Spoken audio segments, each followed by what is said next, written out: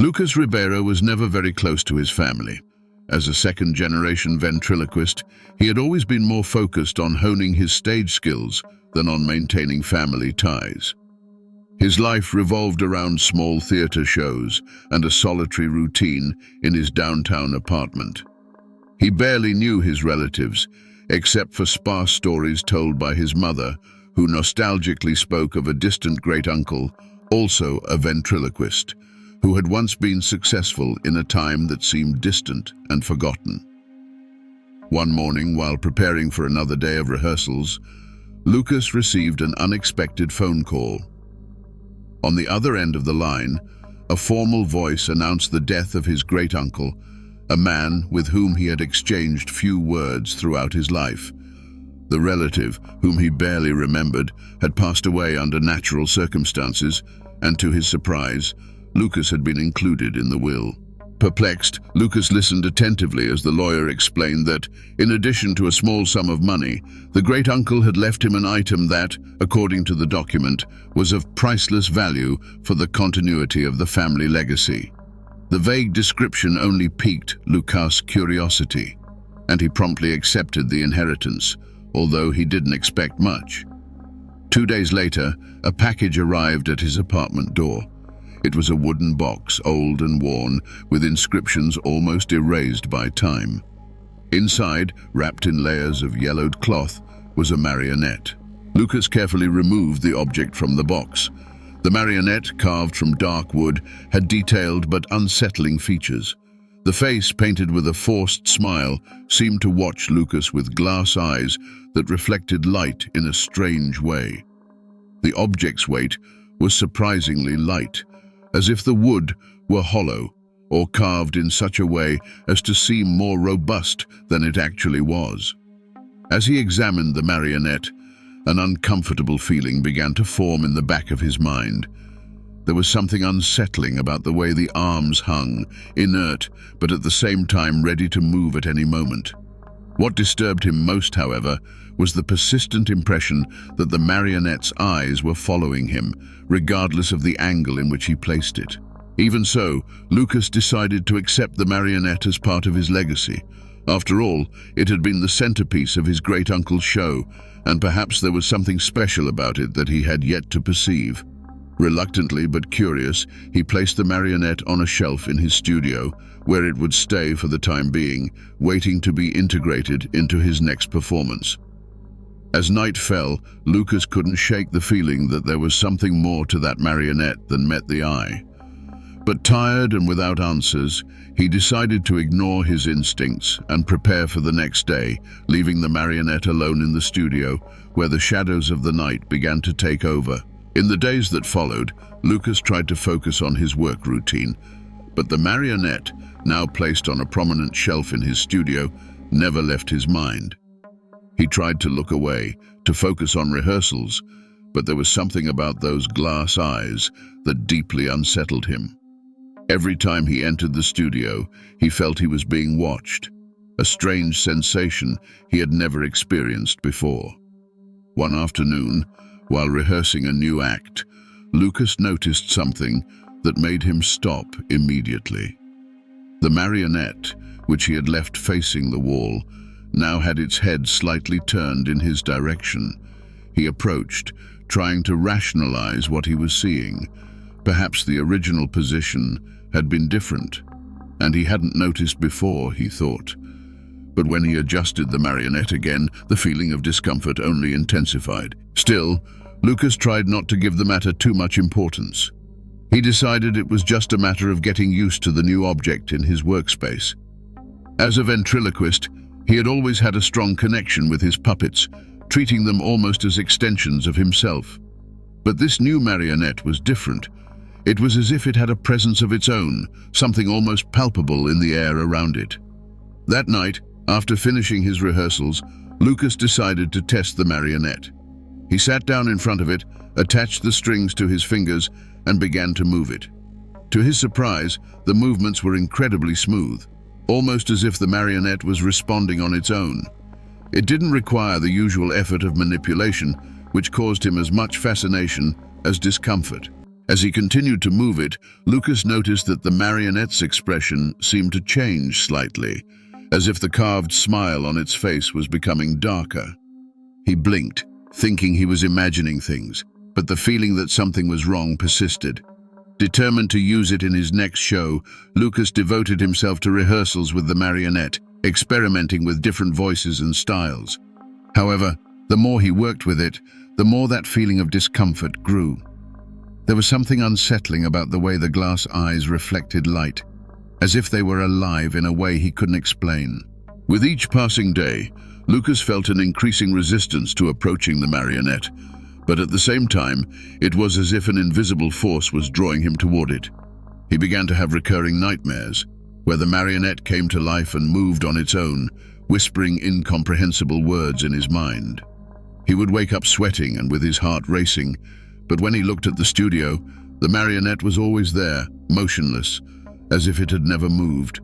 Trying to ignore the premonitions, Lucas decided it was just accumulated stress and lack of sleep. He was a professional, and the marionette was just another tool of his trade. However, in the back of his mind, he couldn't help but wonder if there was something more sinister lurking behind that carved smile. The day of the first show with the new marionette finally arrived. Lucas, though still uneasy about the doll's disturbing presence, decided to go ahead.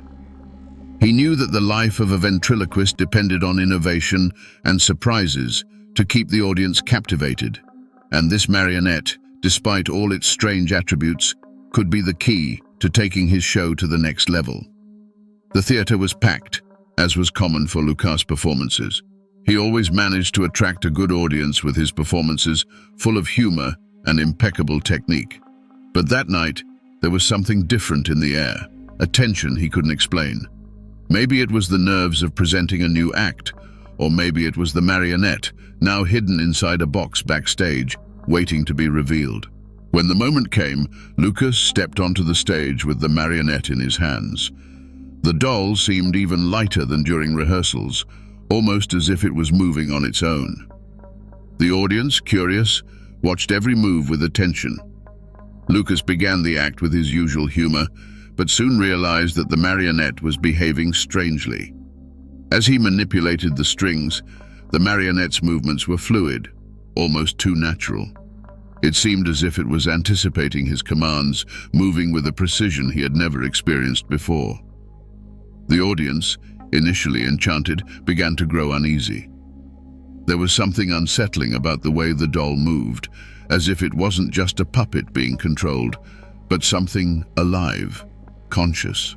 Lucas tried to maintain control of the situation, but he felt that the marionette was increasingly dominating the performance. At one point, he noticed that the doll's eyes, which had previously seemed inert, were focused on a specific person in the audience. He didn't know how, but he could feel the weight of that gaze. It was as if the marionette was choosing its own victim, an idea that filled him with dread. The show continued, but Lucas felt that he had lost control. The marionette was moving in a way he couldn't explain. The jokes he used to make sounded strange, disconnected, as if the marionette's voice was dictating the rhythm. The audience, which usually laughed and applauded enthusiastically, was now silent, absorbing what seemed to be an unsettling and disturbing performance. When the act finally ended, Lucas was sweating, exhausted from an effort he didn't fully understand. The audience applauded, but there was a different tone to the applause, something more subdued, almost reluctant. As Lucas bowed to thank them, the marionette in his hands seemed to gain weight, forcing him to hold the strings with more strength. Backstage, Lucas placed the marionette back in the box, trying to ignore the growing fear that was taking over his mind. The show had been a success, but he knew that something was terribly wrong. The marionette, with its unsettling presence and almost independent movements, had transcended what he knew as ventriloquism. As the theater emptied and the lights dimmed, Lucas felt a presence behind him. He turned quickly, only to find the studio empty. The marionette was in the box, but he couldn't shake the feeling that it was watching, waiting for the next moment it could take control. Still shaken by the experience, Lucas decided that he needed to investigate more about the origin of that doll. Something inside him told him that the story behind that marionette was darker than he imagined, and that the night's performance was just the beginning of something much more sinister. In the weeks following the show, Lucas tried to return to his normal routine, but the marionette was never far from his thoughts. He placed the doll on a shelf in his studio, but no matter where he was in the house, he always seemed to feel its presence. There was something about those glass eyes that made him uncomfortable, as if the marionette was constantly watching, waiting for the right moment to act. One night, as Lucas prepared for bed, he heard a strange sound coming from the studio. It was a faint scratching, followed by a hollow sound, as if something was moving on its own. He got up slowly, trying to rationalize what he was hearing. Maybe it was just the house creaking, or an animal outside. But when the sound continued, a shiver ran down his spine. With cautious steps, Lucas descended to the studio. The door was slightly ajar, something he was sure he hadn't left that way. Pushing it open carefully, he entered the dimly lit room, his eyes immediately searching for the shelf where the marionette was stored. To his initial relief, the doll was still there, motionless. But something seemed different. The marionette, which he always left sitting with its arms relaxed, was now in a different position. Its wooden hands were raised, as if in the middle of a movement he had not initiated. Lucas froze, his heart racing. He was certain that no one else had entered the studio, and he certainly hadn't manipulated the marionette since the last show. As he approached to inspect the marionette, a sense of panic began to grow inside him. The studio, which had always been his creative sanctuary, now felt cold and hostile. He reached out to adjust the doll's position but hesitated. There was something deeply wrong about the way the marionette was positioned, as if it was trying to convey a message he still couldn't understand. Unintentionally, Lucas bumped into one of the studio chairs, which fell with a loud crash. At the moment the sound echoed through the room, he swore he saw the marionette's eyes blink.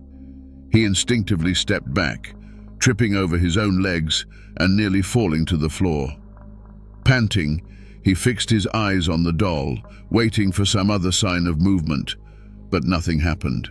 Convinced that he was on the verge of a nervous breakdown, Lucas closed his eyes and took a deep breath, trying to compose himself. "I am going crazy," he murmured to himself. However, even as he tried to convince himself of this, the persistent fear did not disappear. He knew something was terribly wrong with that marionette, but he had no idea what to do about it.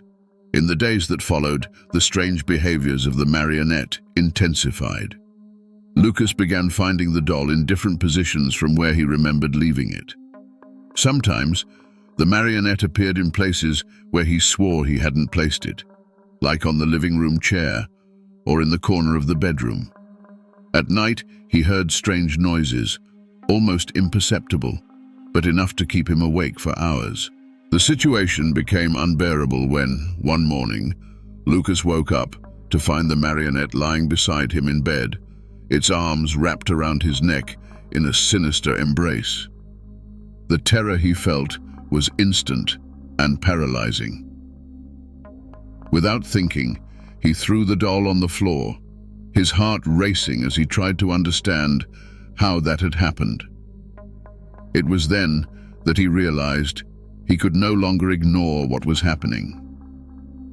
The marionette was alive in some way and was trying to communicate with him.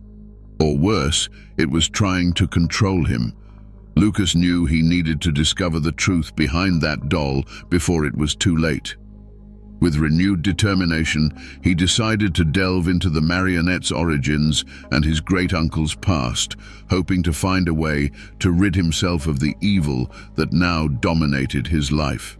Determined to understand what was happening, Lucas plunged into an obsessive investigation into his great-uncle's past and the marionette's origins. He began searching for any clues that might explain the strange events that had been occurring since he brought the doll into his home. Sleepless nights, spent in front of the computer, led him to the brink of exhaustion. But he knew he had to continue. One night, while sifting through old records and forgotten family documents, Lucas found something that made his heart stop for a moment. Among yellowed papers and faded photographs was a diary, covered in dust and practically intact. The diary belonged to his great-uncle, and the notes inside started routinely, detailing his career as a ventriloquist and the challenges he faced on stage. However, as the pages progressed, the tone of the entries changed. Lucas' great-uncle began to recount strange events, similar to those Lucas himself was experiencing. There were descriptions of how the marionette seemed to come to life on its own, moving without being manipulated, and sometimes even speaking on its own, without the need for ventriloquism. In a particularly disturbing passage, the great-uncle mentioned that he had begun hearing whispers coming from the marionette, as if it were trying to convince him to do something. What Lucas discovered next made his blood run cold. His great-uncle had found that the marionette was no ordinary creation. It had been carved by an artisan who specialized in creating enchanted or cursed objects, depending on who told the story. The artisan, a man obsessed with dark magic and ancient rituals, was known for using sinister methods to capture evil spirits and imprison them in his works. And the marionette now in Lucas' hands was his masterpiece, the last creation before his mysterious death. According to the diary, the spirit trapped in the marionette was not just a restless soul, but that of a notorious murderer condemned to death for his heinous crimes. The murderer, desperate for revenge, had made a pact with the artisan, ensuring that his soul would continue to exist, even if confined in a wooden body. Lucas' great-uncle, upon discovering this horrifying truth, tried to get rid of the marionette several times, but it always found a way to return to him. With each page he read, Lucas felt his great-uncle's despair grow until the diary entries abruptly ceased. The last paragraph mentioned a plan to try to destroy the marionette once and for all, but there were no details about whether he had succeeded or not. Lucas pulled away from the diary, feeling a lump in his throat. He now realized that he was dealing with something much more dangerous than he had imagined. The spirit of the murderer was trapped in the marionette, and it seemed that it had found a new target: Lucas. With his mind racing, he tried to think of a solution. He couldn't simply continue living with the marionette in his house, but he also knew it wouldn't be easy to get rid of it. The marionette had proven resilient, returning even after his great-uncle's attempts to destroy it. And worse, it now seemed more powerful than ever, with an increasing influence over Lucas. Determined to put an end to the torment, Lucas began to plan his next move. He knew he couldn't do it alone, so he started looking for occult specialists, people who could help him deal with the evil spirit trapped in the marionette. But as time passed, he couldn't shake the feeling that with each day the marionette remained in his house, the spirit grew stronger, and he weaker. Lucas knew he was racing against time. The murderous spirit wouldn't wait forever. If he didn't find a way to end it, he feared that the marionette would take full control, leading him to commit acts he didn't even want to imagine. And then, perhaps, like his great-uncle, he would disappear in the same way, leaving behind only a diary filled with fear and despair. Lucas' attempts to find help led him to a series of closed doors and evasive answers. The occult specialists he managed to contact seemed reluctant to get involved, mentioning that the marionette carried a curse too powerful to be easily broken. With each new refusal, Lucas felt the weight of despair increasing. Time seemed to be running out, and the marionette's presence in his life was becoming increasingly unbearable. Things worsened when Lucas began to notice changes in his own behavior. Small lapses in memory became frequent, and he found himself performing actions he didn't remember initiating. One day, he found himself standing in front of the bathroom mirror, holding the marionette in his arms, with no idea how he had gotten there. The reflection in the mirror seemed distorted, as if his eyes were beginning to lose their brightness, becoming as cold and empty as the marionette's. The whispers, once barely perceptible, began to invade his mind with more force. The voices seemed to come from within his own head, ordering him to do things he knew were wrong. At first, they were just small suggestions. Move the marionette to another room, place it in a more visible spot. But they quickly became more sinister orders, inciting him to actions that went against his morals.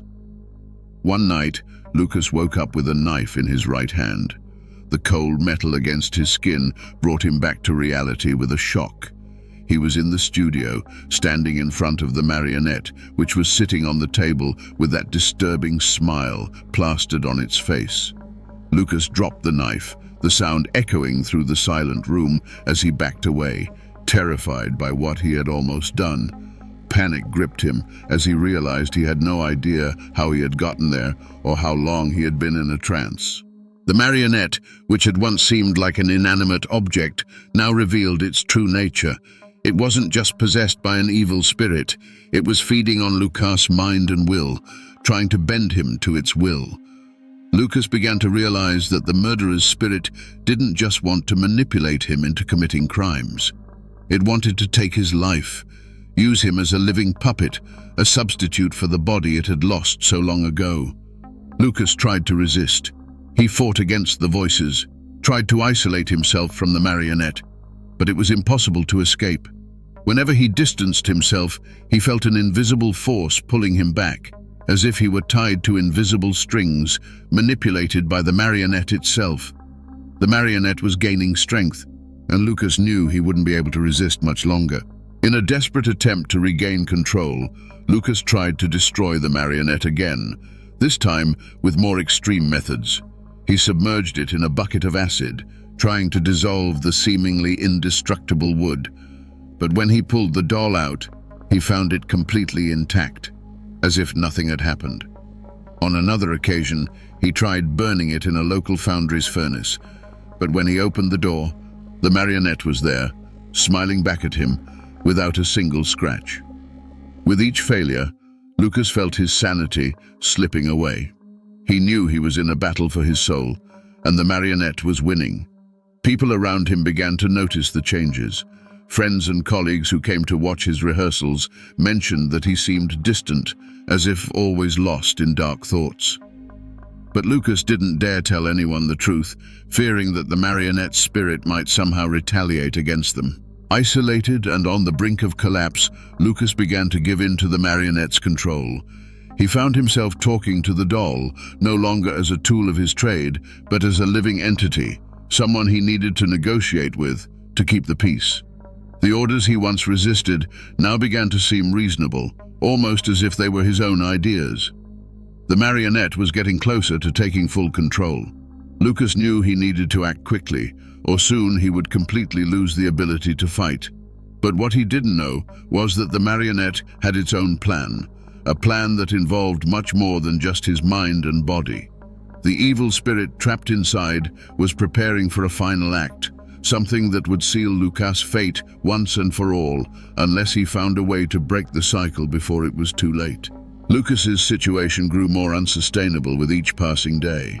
He could barely sleep, and when he did, his dreams were haunted by visions of a man he had never met, but whose presence was unmistakable. The murderer, whose soul was trapped in the marionette, now appeared in his dreams, laughing at his misery, whispering promises of an inevitable fate. Determined to fight against the marionette's increasing control, Lucas decided he needed to fully understand the dark past surrounding the object. If he had any chance of freeing himself, he had to discover how and why the murderer had been imprisoned in the marionette, and if there was a way to reverse the curse. He began making regular visits to historical archives and libraries, searching for any information that might shed light on the mysteries surrounding the artisan who created the marionette and the murderer whose soul it imprisoned. On one of these visits, Lucas found an old book of court records that mentioned the name of the murderer, Vicente Rocha, a man infamous for a series of brutal killings in the 1920s. According to the records, Vicente had been sentenced to death, but before his execution, he made a pact with an artisan who specialized in dark rituals. The artisan, fascinated by Vicente's brutality and the power he exuded, promised that his soul could continue to exist after death, but not in a human body. Instead, he trapped Vicente's soul in a marionette, a creation the artisan considered his masterpiece. The idea was that Vicente would continue his art of killing, even in death, using those who fell under his influence. Reading these details filled Lucas with a sense of dread. Vicente Rocha was not just any spirit. He was a cruel and calculating man. And now, his essence was slowly taking over Lucas, corroding his will and sanity. But what Lucas discovered next was even more terrifying. The artisan who created the marionette had tried to destroy his own creation several times, fearing that Vicente's power would become uncontrollable. However, all attempts failed. The marionette always returned intact, and Vicente's spirit grew stronger each time. In his final days, the artisan recorded a single possible solution: an exorcism ritual that had to be performed by someone of innocent blood, someone who had not been corrupted by the spirit's influence. Lucas realized how dangerous his situation had become. The ritual was his only hope, but he was already deeply entangled in Vicente's web. He feared it might already be too late for him to perform the exorcism, but he knew he had to try, no matter the cost. He sought more information about the ritual, but the instructions were vague and enigmatic, as if the artisan had deliberately concealed crucial parts to ensure no one could use the ritual without facing considerable risks. Lucas knew that to have any chance of success, he would need the help of someone who was outside the marionette's influence. But who could he trust? As he considered his options, Lucas felt the marionette's presence growing even stronger. The voices in his mind were now almost constant, urging him to give in completely, to accept his fate as Vicente Rocha's next vessel for evil. Time was running out, and he knew he needed to act quickly. Lucas made a risky decision. He decided to seek the help of a young medium he had found during his research. She was reputed to be one of the few people capable of dealing with malevolent entities without succumbing to their influence. It was a long shot, but Lucas knew it was his last chance. When he contacted the medium, she agreed to meet him, but with one condition. Lucas had to bring the marionette to a sacred place where the ritual could be performed with the greatest chance of success. Reluctantly, but with no other options, he agreed. With the date set for the ritual, Lucas began to sense a change in the marionette. It was as if Vicente knew what was coming and was preparing for the final confrontation. Lucas felt a new wave of fear and uncertainty, but he knew he had to press on. There was no turning back. The fate of his soul, and perhaps many others, depended on the success of this ritual. The day of the ritual was approaching quickly, and with it, the weight of what was to come. Lucas, now more determined than ever to rid himself of the marionette, began to realize that every minute spent near the doll was a battle to maintain his sanity. The marionette, once just an inanimate object, now seemed to vibrate with an almost palpable malevolent energy. Vicente Rocha was preparing for what seemed to be the final confrontation, and Lucas could feel the murderer's spirit pulling him toward the abyss. The medium, a young woman named Isabel, had instructed Lucas to meet her at an old abandoned church on the outskirts of town. The choice of location was no accident. The ground was considered sacred, a place where ancient rituals had been performed to expel malevolent entities. Isabel believed that there, surrounded by the ruins of old spiritual protections, they would have the best chance of success. On the night before the ritual, Lucas decided he couldn't wait any longer. The fear of failure, of Vicente taking full control before the ritual, drove him to try once more to destroy the marionette on his own. With a sledgehammer in hand, he prepared to smash the doll, to break every piece of wood until nothing was left. He raised the sledgehammer above his head, his heart pounding. But the moment he began to bring it down, an invisible force stopped him. It was as if something was holding his arms, preventing him from completing the blow. Lucas tried again, with more force, but the marionette seemed to emit a wave of energy that threw him back, making him drop the sledgehammer. He fell to the floor, panting, feeling panic take over his mind. Lying on the floor, Lucas saw the marionette slowly move on its own. The strings that once held it were loose, but the doll rose in a macabre fashion, as if an invisible hand was manipulating it. The marionette's glass eyes locked onto his, and Lucas felt a shiver run down his spine. The marionette, with its twisted smile, seemed more alive than ever. Vicente was there, present and powerful. Desperate, Lucas grabbed the sledgehammer again, but this time he couldn't even stand. The marionette advanced toward him, each wooden step echoing on the studio floor, and he felt the pressure in his mind increase, as if Vicente was trying to take possession of his body at that very moment. Lucas closed his eyes, trying to block out the voices and the overwhelming presence surrounding him. He needed to hold on, to resist until the ritual. He remembered Isabel's words about how the sacred ground might weaken Vicente's spirit, but at that moment, it seemed impossible. When he opened his eyes again, the marionette was back on the shelf, motionless, as if nothing had happened. The studio was silent, except for the sound of his heavy breathing, but Lucas knew the calm was temporary. Vicente had shown his strength, and now he was just waiting for the right moment to strike again. The next day, Lucas drove to the abandoned church, the marionette secured in a locked box. He was trembling, not just from the fear of what might happen, but from the growing sense that time was running out. Vicente was close to taking full control, and Lucas needed the ritual to prevent the worst. When he arrived at the church, Isabel was already waiting for him. The young medium had prepared the place with candles and ancient symbols drawn on the floor, all part of the exorcism ritual she had studied. Isabel seemed calm, but her eyes revealed the tension she also felt. She knew they were about to face something very powerful. Lucas placed the marionette in the center of the protective circle Isabel had drawn. When he opened the box, the marionette looked more sinister than ever, with its disturbing smile and glass eyes fixed on him. Isabel began to recite the words of the ritual, an ancient invocation meant to expel malevolent spirits and free trapped souls. At first, everything seemed to be working. The air in the church grew heavy, filled with an energy Lucas couldn't describe. The marionette began to tremble slightly, as if resisting the power of the ritual. But then, something unexpected happened. The marionette let out a sharp scream, a sound that couldn't have come from a wooden object. Isabel hesitated for a second but continued reciting the ritual with more intensity. The marionette began to contort, the strings seemed to move on their own, and the sound of macabre laughter filled the air. Vicente was fighting with all his might. Lucas watched, paralyzed with fear, as the marionette seemed to come to life in a more intense way. The candle flames flickered, and the ground trembled slightly. Isabel, sweating, shouted the final words of the ritual, trying to force the spirit to leave the doll. But Vicente was no ordinary entity.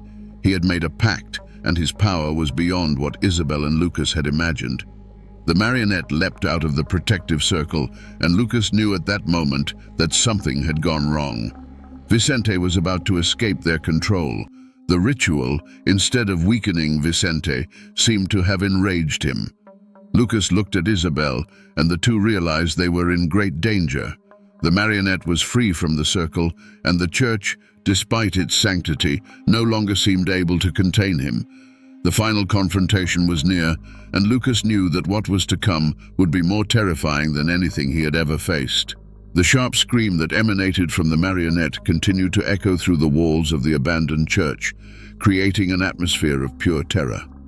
Isabel, still inside the protective circle, looked at Lucas with wide eyes, realizing that the ritual had failed to contain Vicente Rocha. The murderer's spirit, now enraged and more powerful than ever, was free to take control. Lucas felt a wave of despair grow within him. The weight of the situation struck him like a sledgehammer, crushing any remnants of hope he still had. Vicente was winning.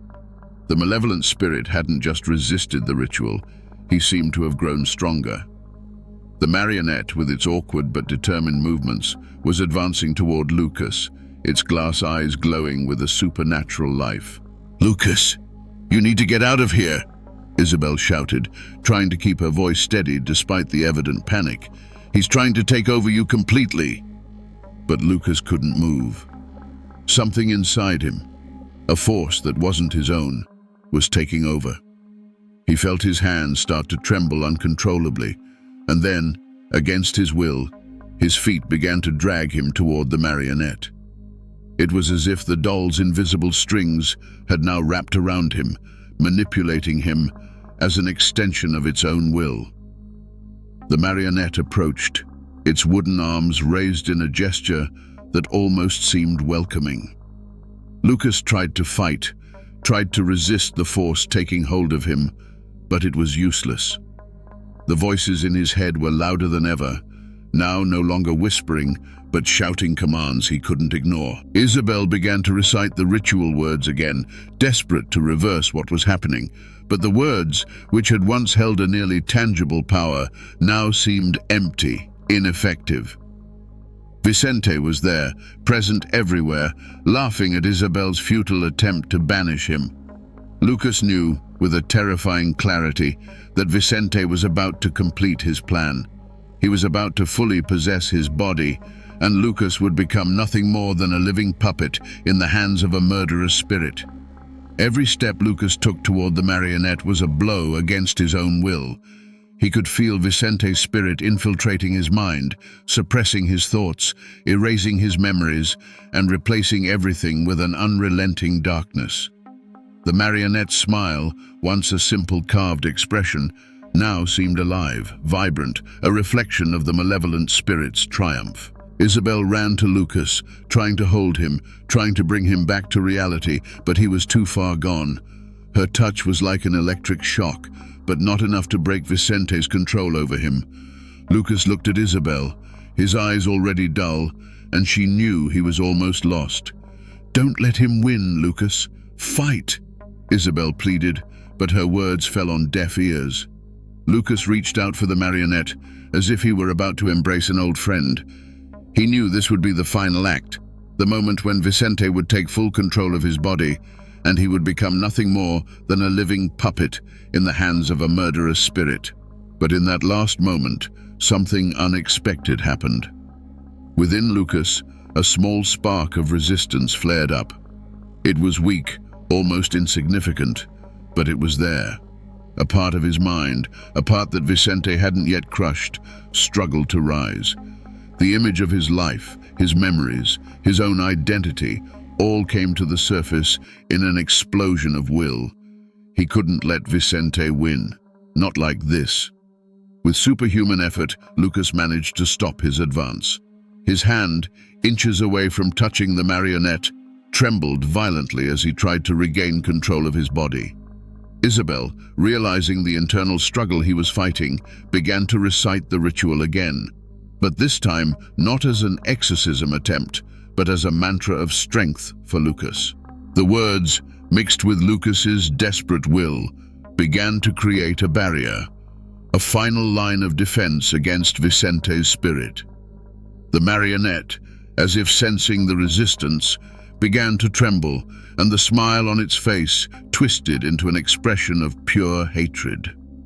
"You will not control me," Lucas muttered, forcing each word out of his lips as he felt Vicente's presence trying to crush him from within.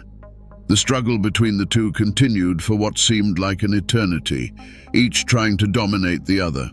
The church, with its ancient walls, seemed alive with the energy of this final confrontation.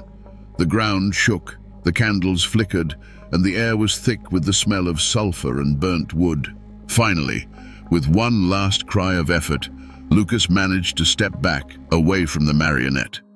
Vicente's strength, weakened by Isabel's ritual and Lucas's willpower, began to retreat, though it was not completely dissipated. Lucas knew the battle was far from over, but for now he had achieved a small victory. Isabel ran to him, helping him to his feet, but the marionette was still there, radiating a malevolent presence that hadn't been defeated. Lucas knew the final confrontation was still to come. They had managed to buy some time, but the Marionette and Vicente Rocha's spirit wouldn't give up so easily. The ritual had failed, but Lucas, now with Isabel's help, had a new determination.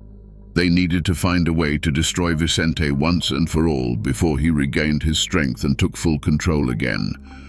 Time was running out, and the true battle was about to begin. Lucas felt his legs tremble as he leaned on Isabel. Sweat dripped down his face, and the air was heavy, laden with the malevolent presence of Vicente Rocha.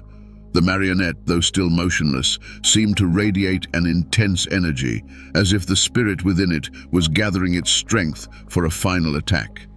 "We have to end this now," Isabel said, her voice firm, but her eyes revealed the fear she was trying to hide. "He's weakened, but he won't give up. We need to destroy the marionette before he can regain control." Lucas nodded, though he knew the task would be anything but easy.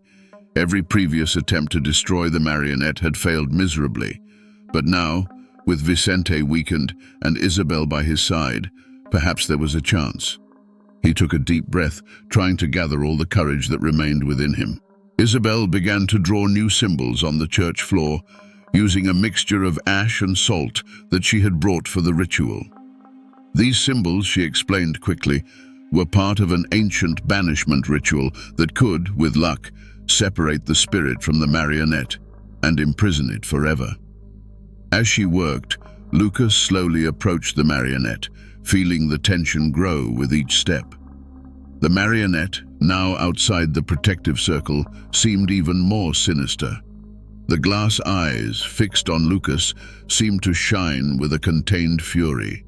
He could feel Vicente's hatred emanating from it, like a flame ready to explode. Lucas knew he had to act quickly before the murderer's spirit could regain his power. Isabel finished the symbols and began to recite the ritual words, her voice echoing through the church. Lucas grabbed the sledgehammer, now resting on the floor beside him, and prepared to deliver the final blow. But the moment he lifted the sledgehammer, the air around him began to vibrate with an invisible force. Suddenly, the marionette moved, rising in an almost human way. The wooden arms extended, and the mouth opened in a grotesque smile, while a cold, macabre laugh filled the space around them. Vicente was making his final move, trying to scare Lucas and Isabel into giving up. "Don't let him fool you!" Isabel shouted, her words cutting through the heavy air. "He's weak. He just needs one blow." Lucas gritted his teeth, ignoring the fear trying to take over his mind. He raised the sledgehammer once more, aiming at the marionette's head. Time seemed to slow down as he gathered all his strength and determination into a single movement. With a cry of pure will, Lucas brought the sledgehammer down with all the force he could muster. The moment the sledgehammer struck the marionette's head, a horrible sound echoed through the church, like wood cracking and glass shattering simultaneously. The marionette trembled violently, and a wave of energy exploded from it, throwing Lucas and Isabel back. When the dust settled, the marionette was in pieces on the floor, its parts scattered across the protective circle. But what caught Lucas and Isabel's attention was not the pieces of wood, but the absence of any malevolent presence. The air, once heavy and oppressive, was now quiet, calm. Lucas slowly got up, feeling a strange lightness he hadn't experienced in weeks. He looked at Isabel, who was panting but smiling, a look of relief evident on her face. "We did it," she murmured, almost not believing it. "He's gone." Lucas fell to his knees, a mixture of relief and exhaustion washing over him. Vicente Rocha, the malevolent spirit that had tried to possess him, was finally destroyed. The marionette, which had been the source of so much terror, was now nothing more than useless pieces of wood. But as Isabel began to clean up the remains of the ritual, Lucas couldn't help but feel a twinge of doubt. He knew that Vicente Rocha was a force of pure evil, and even though the marionette was destroyed, a part of him feared that the spirit might have somehow survived, seeking another vessel for his vengeance. However, for now, Lucas decided to put those fears aside. He and Isabel had won a terrible battle, and the Marionette was destroyed. Now it was time to rebuild his life, to move away from the darkness that had taken over him for so long. With Isabel's help, Lucas left the church, leaving behind the remains of what had once been a symbol of pure terror. He knew that although the experience had changed him forever, he now had a new chance, a new life, free from Vicente Rocha's clutches. As the sun began to rise on the horizon, Lucas and Isabel headed back to the city, ready to face whatever the future held for them, but with the certainty that together they had defeated an ancient and powerful evil.